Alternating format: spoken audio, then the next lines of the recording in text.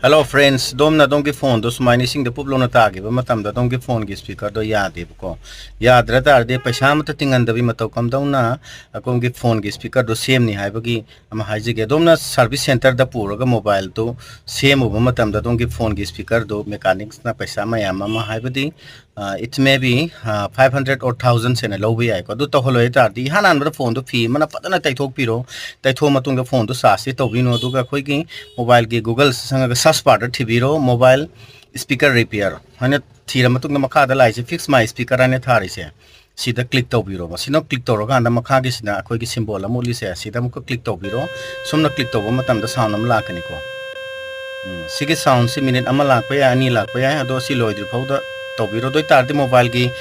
manung da leram ba ising sing do pura sina mapan da kan thor ka doi ni ko doi tar de dom to ba tar de dom de phone to sina ba yara ni ko paisa mata ting da na sana sem je ba yara